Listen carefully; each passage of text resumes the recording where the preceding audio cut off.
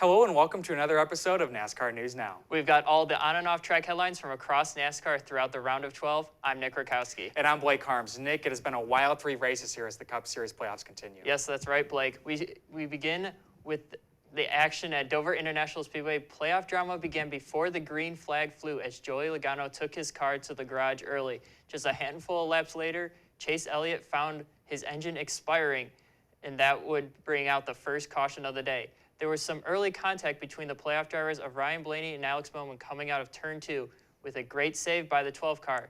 Logano was able to return to the track 24 laps into the race. Denny Hamlin was able to take the green checkered flag to conclude stage 1. The end of stage 2 heated up between the Joe Gibbs drivers of Hamlin and Truex, with lap traffic slowing the 11 car enough to allow Truex to slide by and claim the stage 2 win.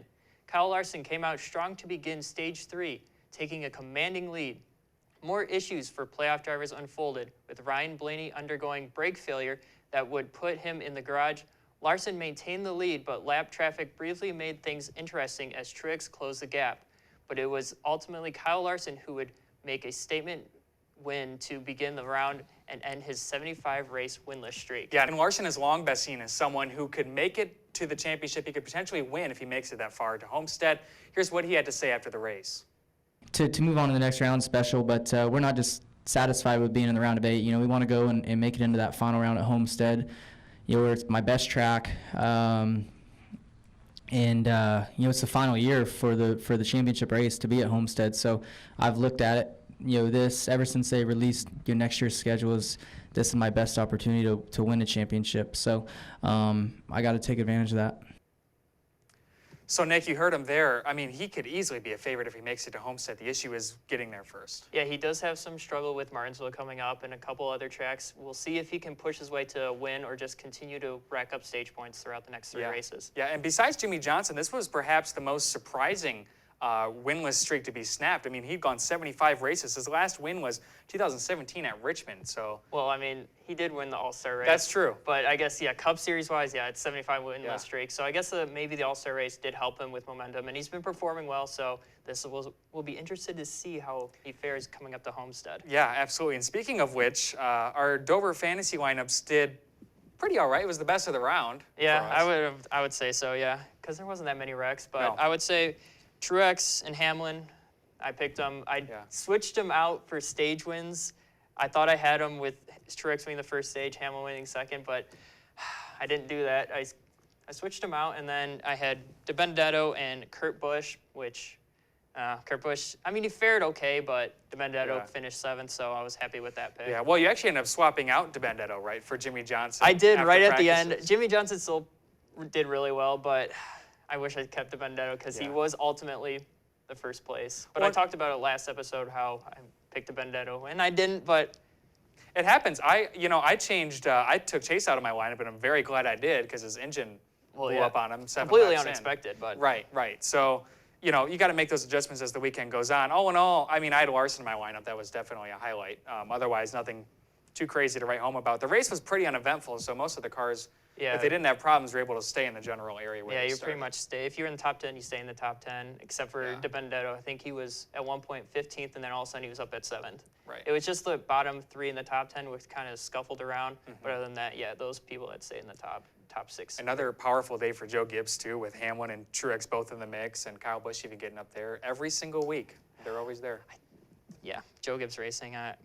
Just always pick them. Yeah, exactly. Well, next up in the round of 12 was the much-anticipated Talladega race. Hendrick Motorsports led the field to green by qualifying in the front 2 rows, but there was lots of shuffling around early. Clint Bowyer and Brad Keselowski were strong in the beginning laps, with Bowyer shoving Keselowski out ahead of Chase Elliott. The first round of green flag pit stops proved to be eventful as then-leader Ryan Blaney lost control of his car trying to enter pit road. He was also penalized for too fast entering. Fortunately, a caution from Spencer Boyd helped him to stay on the lead lap and set up a shootout to finish stage 1. Matt Crafton stepped into the 21 car as Paul Menard was experiencing neck issues.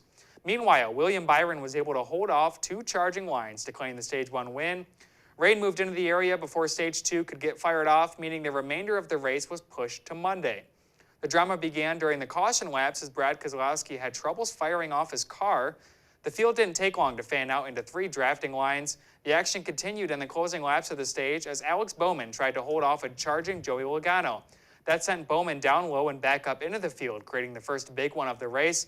This wreck would also damage 2 of his 3 teammates. The third stage began calmly enough, relatively speaking, but Clint Boyer brought out the caution with 36 laps left, and this yellow flag would turn the race on its head. With 26 to go, William Byron would get a shove from Kurt Busch that sent him into Joey Logano, and the second big one unfolded, collecting even more playoff contenders. Kurt Busch also set off the third big one, this time with 7 laps left. His push would send Kyle Busch up into Brad Keselowski as Brendan Gaughan and the 62 car went for a wild ride. This wreck would set up a 2-lap shootout. Blaney led the field to green, but on the last lap, Ryan Newman and Denny Hamlin would push themselves to the outside line. Newman was able to clear Blaney, but got loose in turn 3, leaving Hamlin to get out of the gas and the 6 car to spring ahead. Blaney side-drafted Hamlin coming to the front stretch, and as a wreck unfolded behind them with Chris Buescher and Parker Kligerman, Ryan Blaney would fake high and swing low to get beside Newman. The two made contact and produced a photo finish at the line. Ultimately, Ryan Blaney was declared the winner by 7 thousandths of a second, the 6th closest finish in NASCAR history.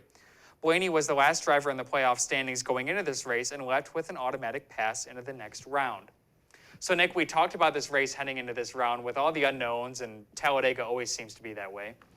What exactly surprised you? Any sort of, chaos, obviously, but anything Well, in particular? chaos didn't surprise me. It was an absolute regular Talladega race with you have the big ones, 3 of them to be exact. I mean, that was a little bit unexpected, and then going towards the end, you only had, 3 playoff drivers? You had Blaney, Hamlin, and Elliott, which I thought Elliott was done after the second big one he was in, right? Yeah, yep. Yeah, I thought he was done, but then he ended up with a top 10 finish too, so it was a very interesting Dega race, to say the least. Yeah, well, every single playoff driver had an issue with Blaney spinning on pit road even, so. Blaney, I would say, was the least least likely to wreck, or I can't. He was the luckiest. Luckiest, yes, Yeah. that's lucky. Yeah, he was the luckiest one because he had the least damage throughout the entire race, and he used that to his advantage, except for at the end because him and Newman got tangled up. Right. But I know you're excited about Yeah. Ryan Blaney getting done with his streak of what was 300? 380 days. 380 yeah. days. So. The last win was at the Roval in 2018, and he's been so close, especially early on in this year. I think there were 7 or 8 races where he had led with less than 50 to go and not won the race.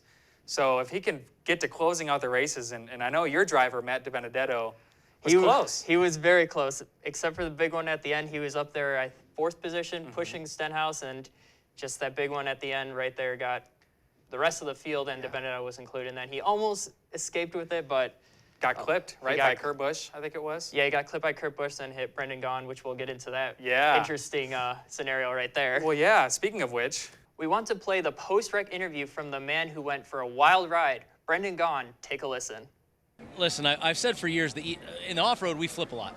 The easiest thing you can do in a race car is go upside down. Nothing hits hard. So that's the nicest thing about it.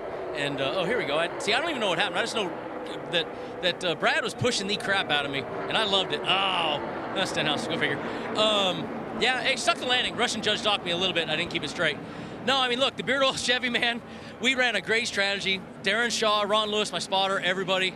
It was awesome. I mean, 62 was in front for a split second. And let's see, legs together. Didn't really stick it well. But no, like I said, I'm just so proud of, thank you to ECR and Richard Childress and those guys, the Chevrolet they gave me. Thank you to Darren and Ron and all the guys on this team. I mean, the Beard family, I love them. Mother, it's okay. It's just a flip. It didn't hurt, I promise. And I have nothing upstairs to hurt anyway, so they all laugh at me in there. I did want to verify that, because when these cars come down at funny angles for race cars, like flat like that, the back's okay and everything? Yeah, no, because you're still going 200 mile an hour that way, so it never just drops out of the sky. So it was okay. It was just one easy quick flip and put it down. The only thing you're worried about then is somebody hitting you. That's what you don't want. That's where the fear comes in. But other than that, I'm fine. And like I said, some people would argue if I have anything up there to hurt. But thank you to Chevrolet. Thank you to the Beard family. I love you guys. And yes, I will see you in the Daytona 500, Mom. Sorry.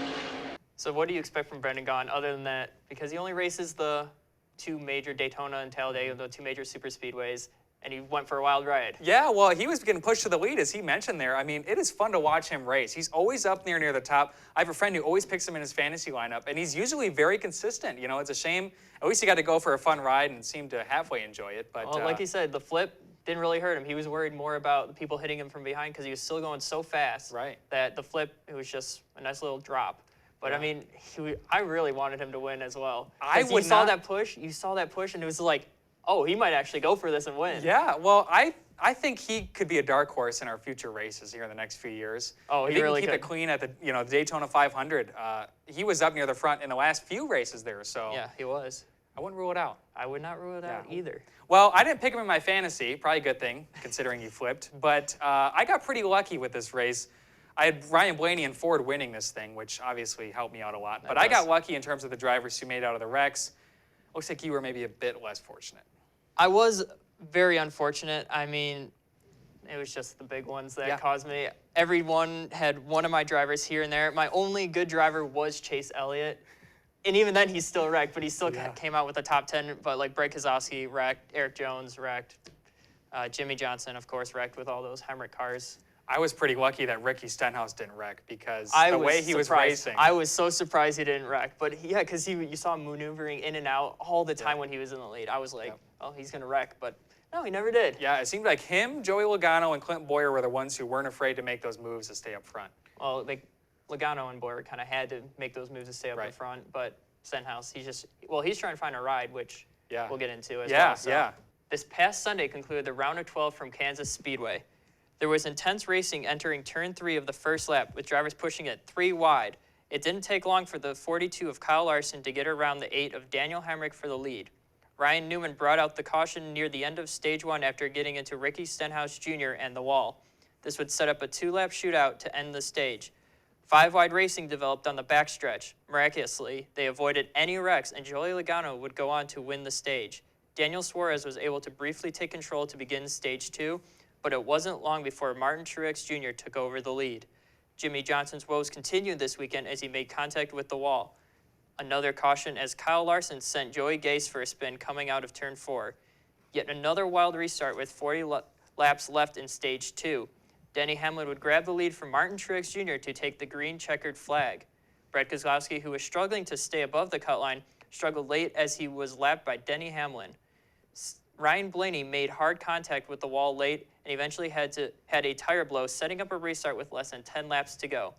Denny Hamlin was able to take control of the restart as Larson just about wrecked Eric Jones on the front stretch. Another late race caution involving several drivers. Watch as a rear tire falls off Bubba Wallace's car and sends him into the wall. This would lead to the first overtime attempt. Hamlin almost made it to the white flag, which would have ended the race, but the caution came out mere feet before he crossed as Hemrick, Suarez, and Logano wrecked. Watch his replay as Suarez went up into Brad Keselowski and into the wall. Joey Logano was pushed into the grass by Austin Dillon. This would set up a second overtime attempt with Elliott, Keselowski, and Logano all battling for the final playoff spot. Brad struggled in the final 2 laps, hitting the wall while Chase surged up to second place and was able to claim the 8th and final playoff spot. But it was Denny Hamlin who took the checkered flag and collected his 5th win of the year. Kansas sure did deliver on the playoff drama, and people tuned in to watch. The race scored 3.32 million viewers on NBC, which is up 20% from last year, and NBC Sports' most viewed race since Homestead of last season. You don't see upswings like that very often in NASCAR. No, you really don't. Maybe people were just bummed about Talladega not being on Sunday because of the rain, and then wanted to watch Kansas because it was moving on from the round of 12 to the round of 8, so maybe that brought a little bit more cutoff race. And I think this season, there's not a clear favorite. You could argue Denny Hamlin, but there are so many different drivers in the mix that I think folks are tuning in because it could be a different driver every week. Yeah, anyone in the top 8 right now is like more than capable of winning. Yeah. And you always have the Joe Gibbs cars up there, and a lot of people love the Joe Gibbs cars because they're always winning, and everyone loves Truex. Everyone loves Chase Elliott, obviously. Not a lot of people like Kyle Busch, but a lot of people like Denny Hamlin. So it's bringing more people, especially when one of your drivers is on the cut line like Chase Elliott is. Right. America's favorite driver. So it's like, is he going to make it? So a lot of people are going to be tuning in for it. So yeah, and you mentioned Joe Gibbs, another phenomenal day for them. I mean, when you can have 3 of your teammates all up in the top 4 battling for the lead, it's unbelievable what they've been able to accomplish this season. And they're all the favorites pretty much going into the round of 8, so and maybe even the round of 4 for the championship at Homestead too. So we'll have to see what that. Yeah, well, fantasy, it was all right.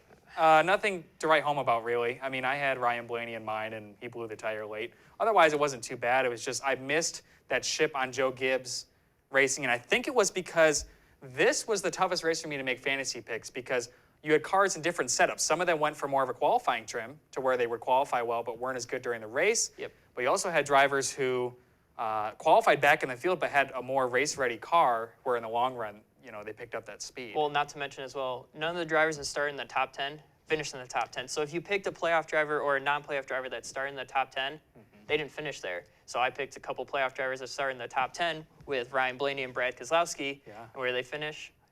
Not in the top 10. Yeah, Because well- Blaney had his problems, and then Keselowski, I still don't know what happened with Keselowski. He just couldn't drive, I guess. Yeah, you had that issue, and nowadays with these bodies on the cars, if you hit the wall once, basically you've probably got a tire going down. And your arrow's a little bit messed up as well, so Right. you're not as keen with everyone else. Yeah. And yeah, like I said, toughest race just in terms of, like you said, just the third time since 1972 where drivers who all started in the top 10 didn't finish there. And most of that happened in the last, 20 laps when Blaney brought out that caution. Yeah, and then you had restart after restart after restart. Yep. That caused a little bit of chaos in the restarts. So, yeah, that's where everyone in the top 10 kind of dropped out. But then Joe Gibbs Racing started in the back and all moved up front. So. Yeah, and the drama wasn't contained to the Cup Series either. The Xfinity Series race provided plenty of action on Saturday. In the closing laps, lap traffic got into the leaders of Christopher Bell and Chase Briscoe, sending Bell into the grass. The Joe Gibbs driver of Brandon Jones would go on to collect his first win in the Xfinity Series. Meanwhile, some extracurriculars took place on pit road as Cole Custer and Tyler Reddick began tussling with one another. Both are still in the hunt for the Xfinity Series championship. Lots of emotion in this race. All around, Kansas a wild weekend. More wild than you'd really expect Kansas to be. Yeah, you'd be surprised with that. So, I guess we'll see. This leads up into the next three races with Kansas being exciting at the end. Even though it wasn't exciting at the beginning, exciting at the end. Will that build through the next three races? Yeah, that's the big question. So overall, round of 12. Biggest surprises on who didn't make it in, who did make it in. Was it about what you expected? I would say a big surprise is Blaney making it in and Brad Keselowski not making it in. Brad Keselowski has always been consistent throughout the year. Blaney he's been there, but I guess winning at Dega, not getting involved with the wrecks does help him move on. But yeah, Brad Keselowski, I would say, is the biggest one not making the playoffs. Yeah, and like you mentioned, Blaney winning by 7,000th of a second changes everything, right? He wouldn't be in without that win. No, he would not be in. You'd have Brad in. Yeah, Brad would be in, or maybe someone else who thought they were completely out because when Blaney won, the playoff changed from -8 or +8 to +18 for Joey Logano. So Right. it was a complete swing going into Kansas. Yeah, it just shows those restrictor plate tracks, and I think we're going to see that kind of movement here in the round of 8 coming up. Oh yeah, we really are with Martinsville coming up this weekend. Yeah, and there have also been several off-track developments here in the past few weeks. That's right. There were 2 separate race hauler incidents, both en route to Kansas Speedway this past weekend. The number 10 team of Colleague Racing in the Xfinity Series went down an embankment after the driver suffered a medical episode. Another car was brought to the track for driver Ross Chastain. The JTG Doherty number 47 hauler was also involved in an incident as their primary vehicle for driver Ryan Preece caught on fire and was destroyed. Preece used the backup car from his teammate Chris Buescher and finished the race in 12th, his second best finish of the season. Meanwhile, there have been a few new silly season updates as well. As we discussed in our last episode, Ricky Stenhouse Jr. will not be returning to Roush Fenway in the 17 car next season as Chris Buescher will be taking his place. JTG Doherty Racing announced that Stenhouse will be filling Buescher's place in the 37 car for next season, making this essentially a ride swap between the two drivers. Meanwhile, Gander Outdoors Truck Series driver Harrison Burton will be driving the Joe Gibbs number 20 Toyota in the Xfinity Series, replacing Christopher Bell, who is moving up to the Cup Series in the 95 car for next season. Ross Chastain will also be moving out from the trucks to number 10 Colleague Racing car full-time. Not really any huge surprises there. I guess one thing I had noticed was that I hadn't realized someone would need to take Christopher Bell's place. That's true. And yes. Harrison Burton must have been, obviously pretty high up on that list. That was kind of a surprise for me. Yeah, that was too. And then Ross Chastain going down? I agree with that. Thing is, he's a favorite in the Truck Series Championship right now, so he's really proven himself there. I think if he can build himself up the ranks steadily, he should be able to find himself a nice ride in the Cup Series here in the next Yeah, few I really years. think so as well. So the number 1 ride that hasn't been filled right now is the number 38 car of David Reagan. What do you think the chances are that Hemrick is able to slide into that position? I don't know if he'll go to Ford, really, but I feel like he just wants a ride now. He kind of has proven himself the past couple races. He's been up there. I mean, he's wrecked at Kansas. He's wrecked at Talladega.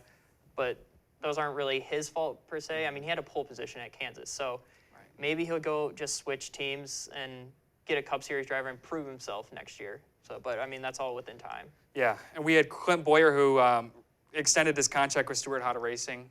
Suarez, talks are that he's getting closer to a contract extension, but I know that if that doesn't work out, you know that Cole Custer is ready to take that seat. Oh, yeah, very much so. Suarez, yeah, he hasn't had a good season, so maybe he'll get that contract. We'll see within the next couple of weeks if he gets one, maybe after the season, but it's all up for question at this point. Yeah, absolutely. We'll have to see how the next few weeks unfold.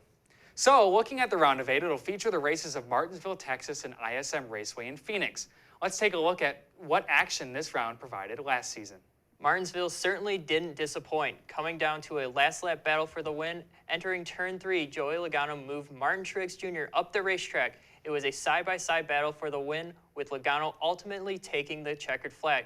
Martin Truex Jr. both displayed and voiced his discontent with Logano's actions after the race.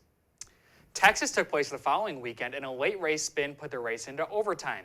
It was Kevin Harvick who was able to win the race over Ryan Blaney, although his win was disqualified the following Wednesday after his car failed inspection. Many folks credit this instance and the delay in NASCAR's determinations for the change in procedure to the winner being declared official within a few hours after the race instead of a few days after the race. This was also before the second place finisher was given a win, so there was no official winner for this Texas race. An ISM Raceway in Phoenix served as a cutoff race for the round of 8 and was a nightmare for several playoff drivers. Then leader Kevin Harvick cut a tire just before the end of Stage 1. In Stage 2, Joey Logano went up for a spin into the wall in Turn 1. Kurt Busch was penalized for going in front of the pace car under caution. More playoff contenders were involved in a wreck on a restart, including Chase Elliott, Denny Hamlin, and Kurt Busch. It was a brother, Kyle Busch, who would hold off Brad Keselowski and win the semifinal race. Here's a look at the current playoff grid heading into Martinsville. Kyle Busch holds on to the points lead with Joe Gibbs, drivers of Martin Truex Jr. and Denny Hamlin close behind. Then it's Joey Logano as the last driver above the cut line. Kevin Harvick and Chase Elliott are within 10 points, while Kyle Larson and Ryan Blaney are a bit further back. But as we all know, the playoff drivers in the playoff standings can change in the blink of an eye. Your fantasy lineup can too. Let's talk about our picks for this round. We have both selected one playoff driver and one non-playoff driver for each of the 3 races ahead. So beginning at Martinsville, usually a decently calm race in terms of not a lot of movements with drivers, but in the past few years, things can get a little crazy. Things can get a little crazy. So I'm going to go with my playoff driver as Truex because he's been running decently well in the last 5 races with an average finish of 6.6. So top 10s, close to top 5s. I think he can get up in the top 5. And my non-playoff driver is, of course, DiBenedetto. I know he hasn't been running well at Martinsville, but it's a short track. He's been running well at short tracks this year, and I think he can move his way up forward. He's been changing the narrative every race we go to this year, so it wouldn't be surprising. Exactly. Yeah, I got Kyle Busch, perhaps an easy pick, but he's won a few of the last 5 races here. And Brad Keselowski is my non-playoff. It's nice now as this playoff field gets dwindled down, you can use better non-playoff drivers. I think Keselowski's going to be in the mix. He won this race in the spring and has 2 wins here in the last 5 races. So it'll be interesting. As we all know, in the 2017 race, we had a few late race wrecks.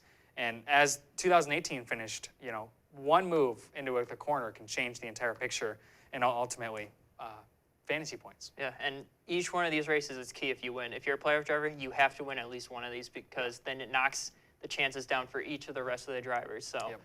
And gives you an automatic pass to Homestead. It does. That is true. So for Texas, who do you have for your fantasy picks? I have Hamlin as my playoff driver because I think he's going to run away with this pretty much. Maybe not run away with it completely, but he's been running really well. Even when he wrecks, he's still up there. And then Brad Keselowski as my non-playoff driver at Texas because, well, he's a great racer. So yeah. Well, and he's probably the best non-playoff driver at this point in terms of points. Yeah, I would agree with that. Yeah. So what about your picks? Well, I've got his teammate Joey Logano for this playoff pick. He struggled a bit here at Texas, but he's been really good at 1.5 miles this year. I think he can carry that momentum into Texas. And my non-playoff driver is going to be Eric Jones. He almost won this race in the spring before Denny Hamlin, his teammate, passed him for the win. So I think he'll be in the mix somewhere. He usually is. He's usually a pretty quiet run, and I think he's someone next year who could have these more consistent runs, and could easily find himself here in the round of 8. So ISM, the last race before the cutoff. Who do you have? This is the Talladega of the round of 8 in my mind. Looking at the race last year and how many wrecks unfolded, I mean, this race is absolute chaos. I have to go with Ryan Blaney as my playoff driver, and the reason I say that is because he came in clutch when he needed to in the last round, and he almost won this race in the spring. That if is true, he he almost hadn't did. had to conserve fuel, he likely would have beat Kyle Busch. So that's my pick for playoff. Non-playoff, Eric Almirola. He's pretty consistent here. Stuart Haas typically runs well here. I have Kyle Larson as my playoff driver because he needs to win. And if he doesn't win the first 2, he's going to come out at ISM and just take off. Because, well, he needs to win. And then, so my non-playoff driver, I know you've talked about this last episode about it just keeps building and building. When is he going to win? Jimmy Johnson. Really? Yes. All right. I'm picking Jimmy Johnson because I kind of want him to win. And I just feel like it's getting towards the end of the season. Everyone's just waiting, and maybe he'll just do that push at the end. Maybe him and Larson will just team up and go. Yeah, well, and as what happened last year with all those wrecks with the playoff drivers, if you can just be in the right place at the right time, Jimmy's been gaining speed. He could easily be up there in the And mix. it's not like he's been running bad either recently. So Right. that's why I'm going with Jimmy and Good deal. ISM. It's going to be interesting. Well, in terms of round of 8 predictions, who do you have for your championship 4? This might be a surprise to you. Okay. So obviously Hamlin and Truex, Right. Joe Gibbs. Am I going to go for a third Joe Gibbs? No. I have Really? Larson and Harvick as my other 2. Wow. Yes. Harvick, he hasn't been really racing well, but he's he's just in 5th right now, just below the cut just line. below the cut line. So he can get a couple good starts, maybe even a win. Even though I didn't pick him in my fantasy, I feel like he can move forward. Hamlin, he's been racing well. Truex has been racing well. But Larson, when he wins at ISM, Wow. when he wins, Wow. he will be at Homestead and run away with the championship. Bold pick, but I like it. You know, if he does make it to Homestead, there's a very good chance he could mop the floor with Yes, him. Homestead is his racetrack. Yeah. My final 4, I disagree with you on the Kyle Busch front because these are 3 of his best tracks he's heading into in my mind. Martinsville, he's always done well. Texas, he won here last year. And ISM, he just absolutely kicks butt at 2 wins in the last 5 races. So I have those 3 Joe Gibbs drivers in there. And my 4th, I agree with you, Kevin Harvick. Joey Logano's kind of had an up and down playoffs, and I'm not sure he can withstand that kind of carnage again in this round without making it to the next round. Yeah, I'm surprised you didn't put Blaney in there, but I know, it's tough. You know, realistically speaking, he's pretty much going to have to win. Not to say it can't happen, but I haven't seen that consistency out of him yet. But yeah. Wouldn't be I complaining. mean, if he's he been did. consistent in the past couple of playoffs. He just got into the wall at Kansas, but That's true. I mean, I still don't agree with Kyle Busch. I'm just saying because, Why is that? well, explain how he's run well in the playoffs this year. He hasn't. Yeah. He really, I mean, yes, he got unlucky at Talladega. He was running up there, got kind of turned by his brother, but I mean, he hasn't been running well. So I just don't see where he can get that mental state back to push himself forward to win a race or even, I mean, he's in the playoffs technically right now. He's in to Homestead. Right. But if, let's say, Blaney somehow wins, Larson wins, Logano wins, Harvick wins, well, he could be out. So That's interesting. I see where you're coming from. Just my thought is that Martinsville is such a strong track for him, and in Texas and Phoenix, as I mentioned, it just seems like this is the perfect time for him to get that momentum back. But again, he hasn't had it yet, so I guess we'll see. lap traffic, I always remember That's that. true. He has troubles with that, doesn't he? Well, you can keep up with all the Kyle Busch and non-Kyle Busch action here as the playoff drama unfolds on television. Martinsville is this Sunday, October 27th at 2 p.m. on NBCSN. Texas is Sunday, November 3rd at 2 o'clock, also on NBCSN. And ISM Raceway in Phoenix completes the round of 8. That race is on Sunday, November 10th at 1:30 p.m. on NBC. And we'll be back soon to recap all the headlines from the round of 8. I'm Nick Rutkowski. And I'm Blake Harms. Thanks for watching, and we'll see you next time on NASCAR News Now.